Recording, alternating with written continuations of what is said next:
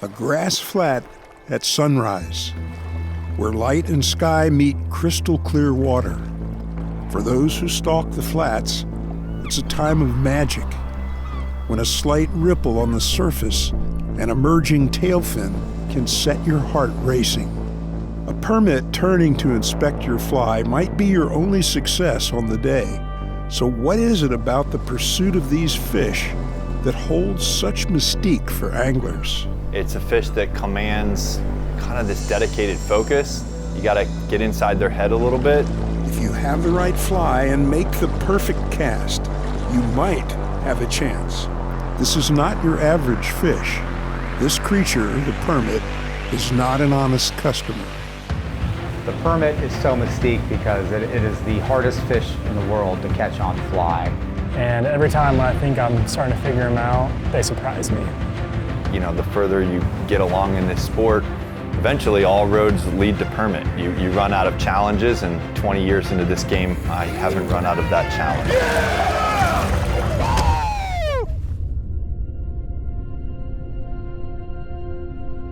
Permit are found throughout the Caribbean, but it's the Florida Keys that have been the prime destination for pursuing large permit for decades. Legendary Keys guide Steve Huff helped to pioneer the sport of fly fishing for permit. Well, I started guiding in '68. I didn't know squat. I didn't have a gray hair in my head when I started permit fishing, so now it's white and falling out. So there were more permit around, certainly a lot more permit, but not many people were actually fly fishing for them. But nobody really knew, I don't think, or had studied or tried to become aware of how the permit were moving around on different tide stages and where they were on the fall and, you know, how they came onto a bank and all this stuff. Nobody was really doing that so much. Then, you know, I was mainly bait fishing them, and then this guy called me one time, Del Brown, and he said, I really want to do a lot of permit fishing. I want to do it with a fly rod. I said, he says, I understand, you know, there's a good amount of permit. I said, hell yeah, well, let's do it. So we did. We started going after them, and we started messing with flies, different retrieves and all this stuff. Started catching them, and then we started catching some more of them, and it kind of changed the whole panorama of people's willingness to go do it. You know, they said, holy Christ, these guys are catching them. They can actually be caught there, even though there's a good deal less fish. And the only reason I know that is I haven't been down there a heck of a lot lately, but I just hear people saying, okay, we got 7 shots today. And I go, I mean, back then we were getting, God knows if we had the knowledge that we have now, because we were getting some days 50 shots, some days 30 shots, you know. Slow day would be 15 or 20 shots, you know. So there was just a lot of permit around.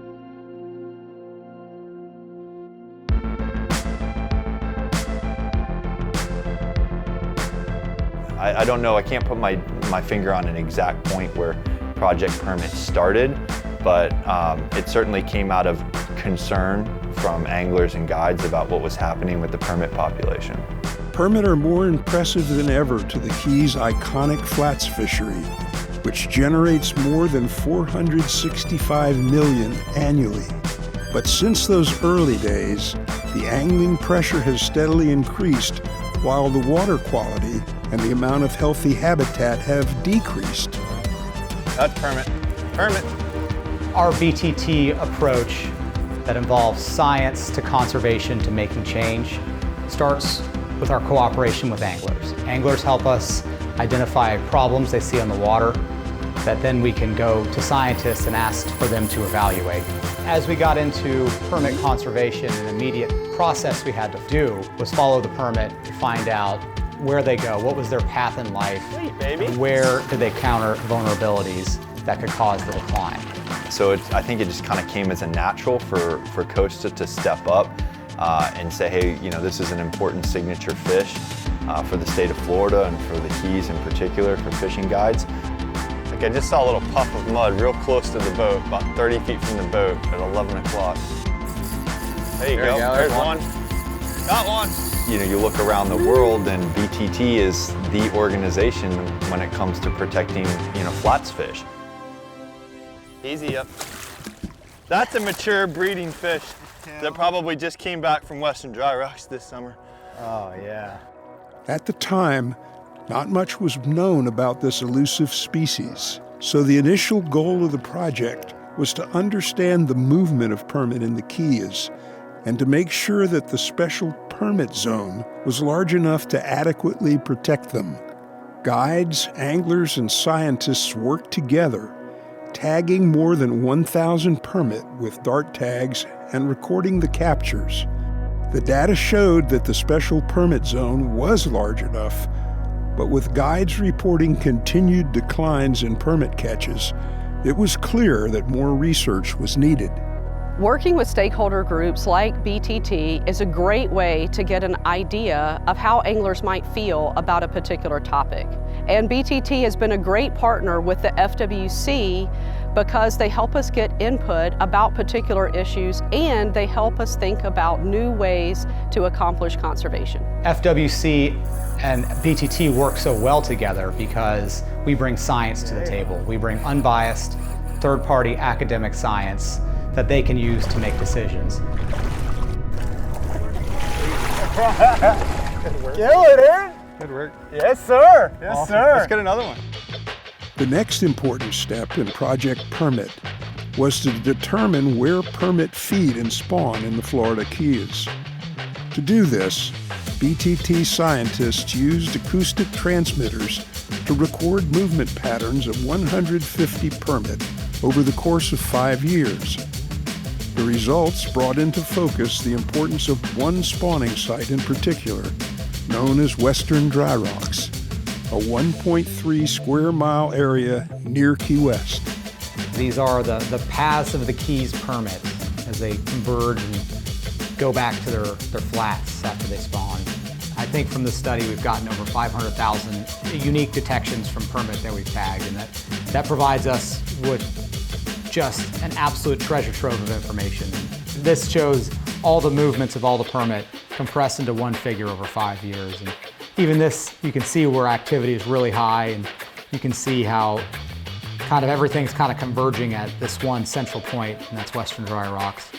Though permit are extremely hard to catch on the flats, they become very vulnerable at their spawning aggregations. And fishing those spawning aggregations causes a lot of problems. One, it disrupts their spawns. They can't get their hormones right to really make the act happen.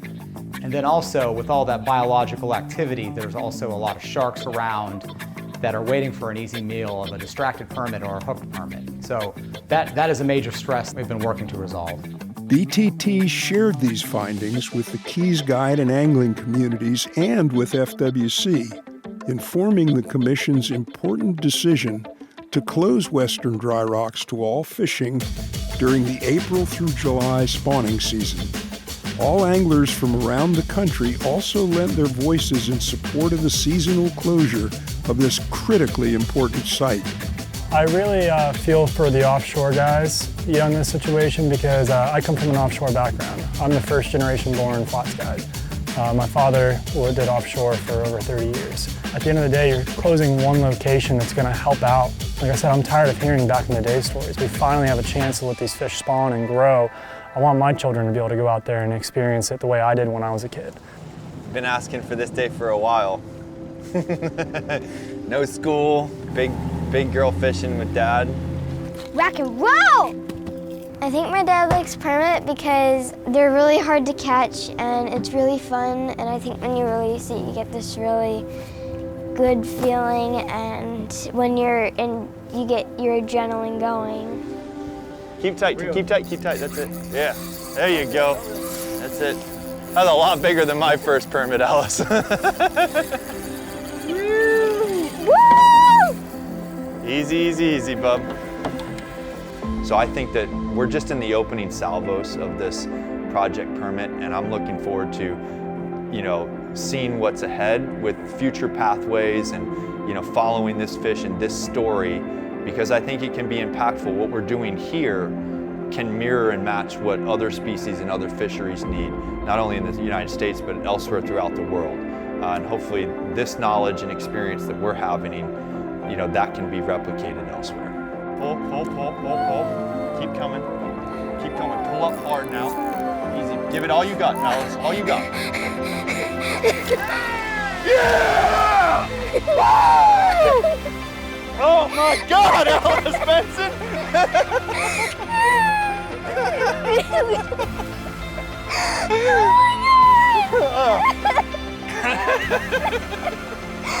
Oh my God, that is big. That is really big. The success of Project Permit is the story of a time-tested approach to fisheries conservation. It's a story of research to find science-based solutions and collaboration with guides and anglers. It's a story of advocacy and cooperation with Florida FWC to effect much-needed change, and all with the vital support of a visionary corporate partner, Costa Del Mar. South Florida's Permit will prosper at the pinnacle of flats fishing now and for future generations of anglers.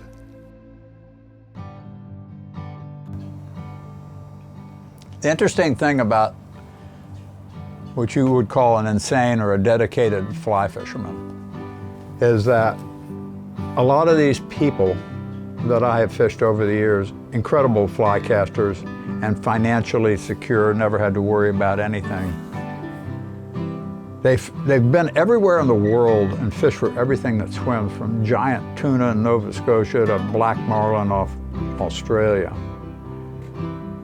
And they all wind up either in South Florida or some tropical destination with a fly rod on their hand, trying to catch something that doesn't bite. That's where we all wind up, you know? Bring on the pain, so that's it, pretty much.